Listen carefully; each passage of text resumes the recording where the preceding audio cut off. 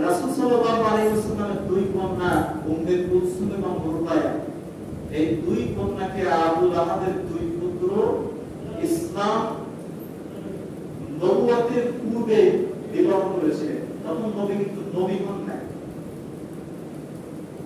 তখন সবকিছু ঠিকঠাক ছিল।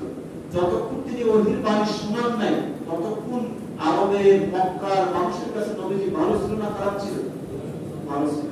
যখনই ওহীর বাণী শোনানো শুরু করলেন তখন সব থেকে বড় শত্রুতে পরিণত হলেন। তো আবু লাহাবের দুই পুত্র রাসূল সাল্লাল্লাহু আলাইহি ওয়াসাল্লামের দুই কন্যাকে নবুয়তের পূর্বে বিবাহ করেছিলেন। যখন তিনি নবী হিসাবে আত্মপ্রকাশ করলেন আল্লাহর পক্ষ থেকে, তখন আবু লাহাব তার ছেলেদেরকে বলল, মুহাম্মাদের দুই কন্যাকে তোমরা দুই ভাই তালাক দিয়ে দাও। তো অনেক জোরাজুরি করে তালাক দিয়ে দেয়। তো দেওয়ার পরে আপনারা জানেন পর্যায়ক্রমে আমিরুল মুমিনিন ইসলামের তৃতীয় খলিফা হযরত উসমান রাদিয়াল্লাহু তাআলা আনহুকে জিন্নুরাইন বলা হয়। জানেন না আপনারা? জিন্নুরাইন মানে নবীজির দুই নূরের অধিকারী ছিলেন, দুই জ্যোতির অধিকারী ছিলেন। অর্থাৎ পর্যায়ক্রমে আপনার দুই কন্যাকে বিবাহ করেছিলেন উসমান রাদিয়াল্লাহু তাআলা। এখানে দুটো বিষয় হতে পারে, এক হচ্ছে একটা কন্যা মারা যাওয়ার পরে আরেকটা কন্যাকে বিবাহ করতে পারেন, এটা কোনো মুফাসসির বলেছেন ইবনে আব্বাস সহ।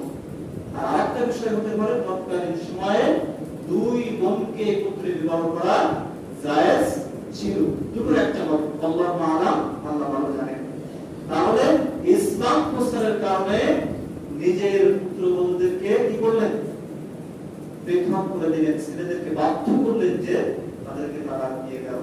কিন্তু তারা সেই জায়গা থেকে গিয়ে আরো ভালো মানুষ, ভালো পাত্রের কাছে তারা বিবাহ বন্ধনে আবদ্ধ করে। আল্লাহ রাব্বুল আলামিন যাকে সম্মানিত করেন তাকে কেউ তার সম্মান নষ্ট করতে পারে না। যাকে আল্লাহ অপমানিত করতে চান তার সম্মান কেউ উপরে ধরে রাখতে পারে না। সুতরাং সম্মান দেওয়ার মালিক আল্লাহ।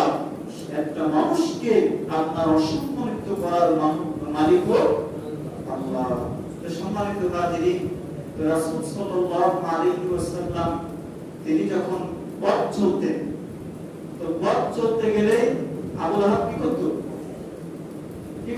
পথ আটকে দাঁড়াতো, নবীজির উপরে আপনার মিথ্যা অপবাদ রচনা করতো, মানুষকে ডেকে ডেকে বলতো, শোনো মুহাম্মদ এই করেছে, ওই করেছে।